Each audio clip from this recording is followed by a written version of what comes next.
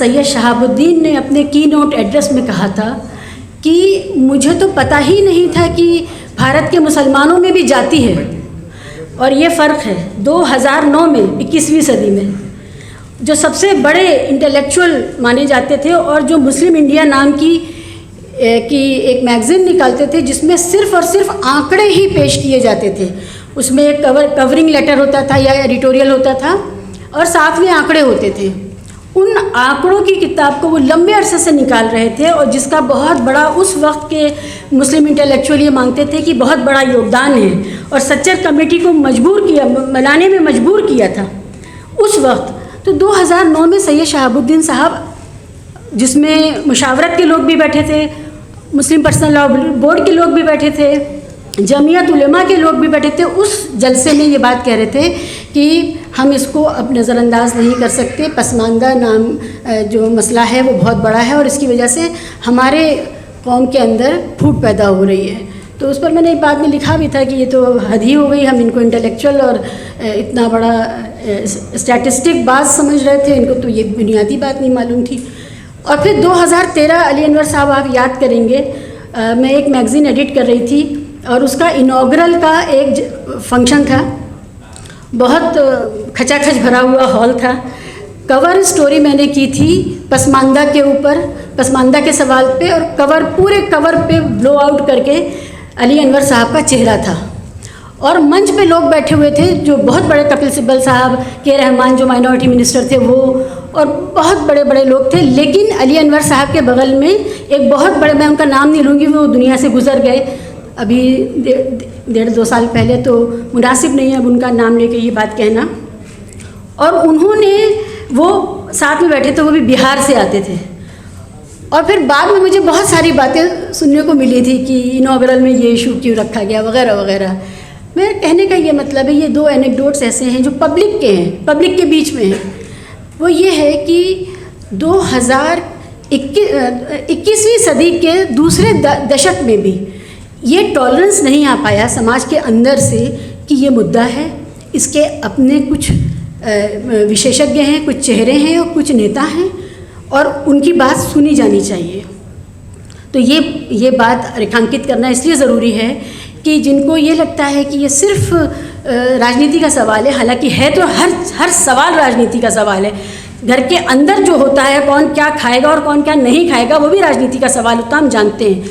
लेकिन ये राजनीति के जो रूप हैं अनेक, उन रूपों में से मैं उस पर भी जाना चाहती हूँ कि ये सवाल जो है वो वहाँ तक है। रतनलाल साहब ने कहा, संस्कृति का सवाल उठाया, सांस्कृतिक पिछड़ेपन का भी सवाल उठाया, फियर ऑफ इंक्लूजन का सवाल उठाया आपने ताइक साहब। बहुत ज़रूरी है ये सवाल, इसलिए क्योंकि ये जो संस्कृति है और संस्कृति के अपने जो स्ट्रक्चर्स हैं, वो स्ट्रक्चर्स पॉलिटिकल होते हैं, वो यूं ही नहीं बनते हैं, वो कोई मासूमाना या एवोल्यूशन से नहीं बनते हैं, वो बनाए जाते हैं।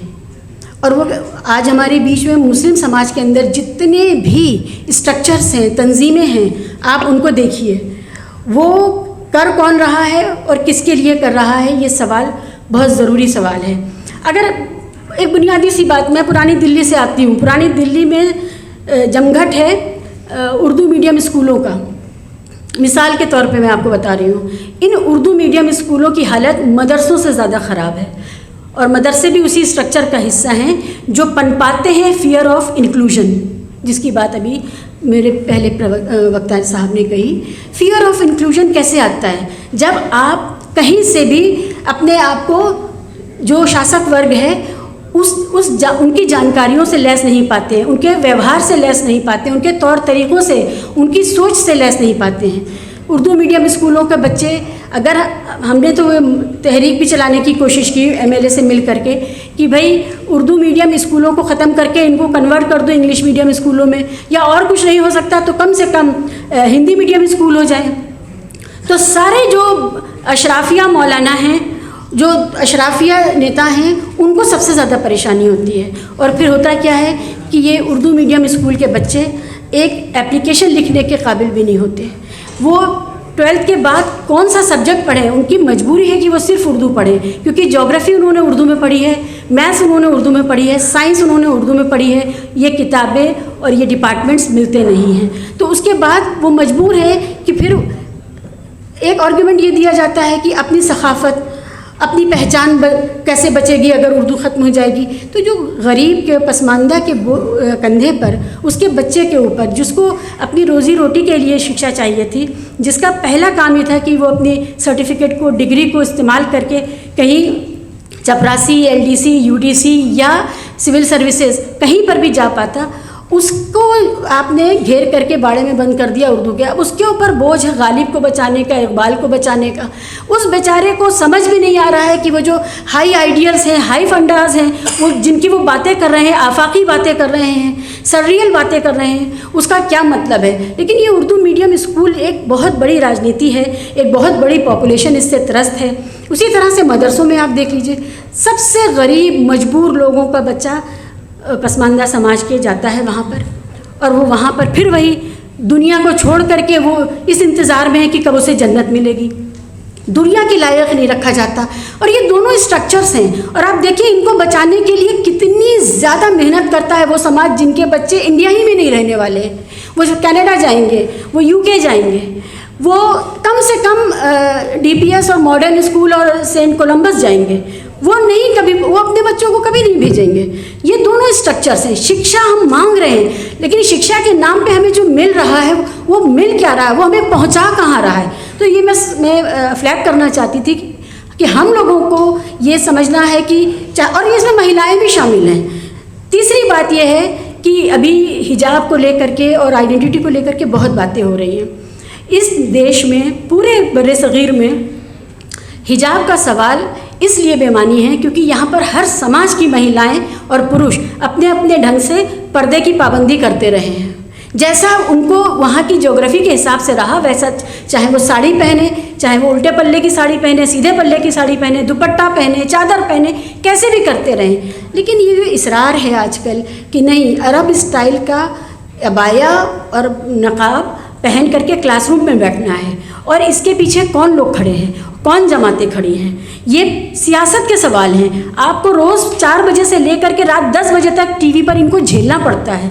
ये सवाल के लिए हम कब खड़े होंगे, हमारी महिलाएं, आपके घरों की बच्चियां, बहनें, माएँ सब कब खड़े होंगे और ये कहेंगे कि भाई ये आर्टिफिशियल सवाल है, ये हमारा सवाल नहीं है, हमें शिक्षा दे दीजिए, हम तय कर लेंगे हमें क्या पहनना है, या अगर यूनिफॉर्म है तो हम यूनिफॉर्म की पाबंदी कर लेंगे, क्योंकि यूनिफॉर्म हिंदू बच्चियों के लिए या गैर मुस्लिम बच्चियों के लिए अलग नहीं है, सब एक जैसे हैं। क्लासरूम में बैठना है, आप क्लास तक कैसे आते हैं, क्या पहन के आते हैं, इससे किसी को कोई फ़र्क नहीं पड़ता है। पानी मिलेगा कोई। महिलाएं जो हैं वो इस सांस्कृतिक साम्राज्यवाद का सबसे बड़ा औजार है हमारे यहाँ। और ये अरब संस्कृति का जो साम्राज्यवाद है कि हमें अरब जैसा दिखना चाहिए, हमारे कुर्ते का साइज़ ये, पैजामे का साइज़ ये, बुर्खा ऐसा हो, नकाब ऐसा हो, अबाया पहने। कश्मीर से लेकर के केरल तक कहीं पर भी मुसलमान ख़वातीन बुर्खा हिजाब ये सब नहीं करती थी, लेकिन पर्दा करती थी। वो पर्दा ख़त्म हो करके अरब स्टाइल का आ गया है। कश्मीर चले जाइए या केरल चले जाइए। तो एक तो स्ट्रक्चर्स की जब हम बात करते हैं तो ये बहुत ज़रूरी है, तो ये बहुत ज़रूरी है कि स्ट्रक्चर्स बनाए गए, हमारा उसमें चंदा जाता है, हम उसमें पैसा देते हैं और हम अपनी पीढ़ियों के लिए। और आप ये बताइए, टेलीविज़न पर डिबेट करने वाली जितनी मुस्लिम एंकर्स हैं, किसी को आपने सर ढके हुए देखा है जो पर्दे के, बुर्खे के पक्ष में बात कर रही हैं? वो सवाल नहीं खड़ा कर रही हैं, उनको देखा है आपने? तो ये हमारे ऊपर छोड़ दीजिए ना। इस देश की सभी महिलाएं जानती हैं उनको कैसे जीना है, कैसे बाहर निकलना है।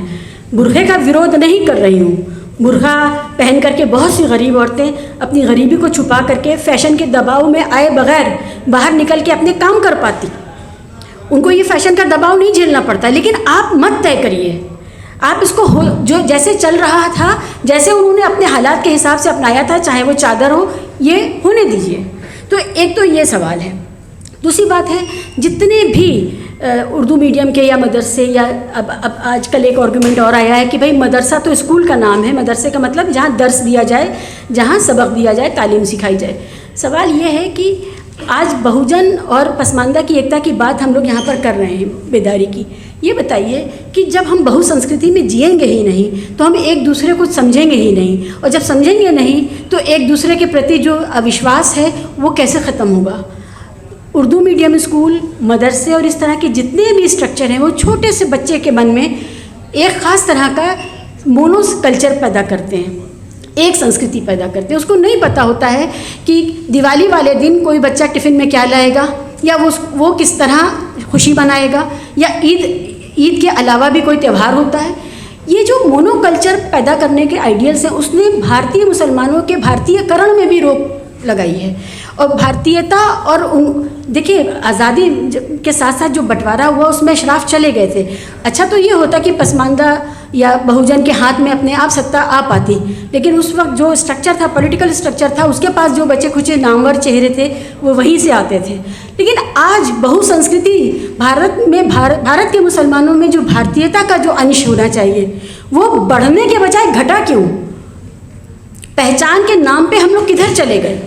तो ये भी एक स्कूलिंग से, शिक्षा से, उस स्ट्रक्चर को क्रिएट करने से पैदा होता है जहाँ पर आप देखते हैं आपके बच्चे को पता नहीं होता है कि दूसरे समाज के बच्चे किस तरह जीते हैं, खाते हैं, पीते हैं, खुशी मनाते हैं, या उनके दुख सुख कैसे होते हैं। तो मोनो कल्चरल इंसान पैदा करने का एक तरीका ये सारे स्ट्रक्चर्स होते हैं। फिर वो तंजीमें हैं, आज जो तंजीमें नाम लेना बेकार है, आप सब जानते हैं, तबलीगी जमात से लेकर के दूसरी जमात हैं, वो कहाँ जा कर के क्या बना रही हैं, कैसा मुसलमान पैदा कर रही हैं, उनको एक सांचे में ढला हुआ मुसलमान उनको चाहिए। तो एक बहुत बड़ा है। तो चेतना का इसलिए जो चेतना का सवाल है बहुसंस्कृतिवाद का, भारतीय होने का, और फिर जब आप ये सब होंगे तो आप क्लेम करेंगे। ये जो क्लेम है, क्लेम करने का जो साहस है कि हम भी इसी मिट्टी का हिस्सा हैं, हम इसी मिट्टी के बच्चे हैं और हमें इसी मिट्टी से जो कुछ मिलेगा और हमें चाहिए, ये जो सवाल है इसका हमारे पास सेल्फ कॉन्फिडेंस तभी आ पाएगा जब हम अपने आप को इस मिट्टी से बहुत ज़्यादा जोड़ेंगे। कारोबारी लिहाज से, कामकाज से, हम हर तरह से इस मिट्टी से जुड़े हुए हैं, चाहे कोई किसी भी तरह की पेशेवराना बातें हों, कामकाज हो, हम उससे जुड़े हुए हैं। लेकिन जैसे ही थोड़ा बहुत भी पढ़ाई लिखाई की तरफ जाते हैं, हमें एक संस्कृति की तरफ ढकेला जा रहा है, उस पर सवाल उठाइए। तीसरी एक चलते चलते एक बात यह है कि पसमानदा जो है वो बहुत बड़ा अम्ब्रेला टर्म हो गया है। उसके अंदर के जो फिशर्स हैं, जो दरारें हैं, थोड़ा सा उसको भी देख लें। हम लोगों को, सब लोगों को यहाँ पर जो उसके अंदर की डाइवर्सिटी है उसका भी प्रतिनिधित्व मिले, उसका भी ध्यान रखना है, क्योंकि सबसे ज़्यादा आघात वहीं से किया जाएगा इस पूरे बहुजन पसमानदा आंदोलन पर। जब बहुजन पसमानदा चलता था आज से 5-10 साल पहले, तब उसको मिटाया गया।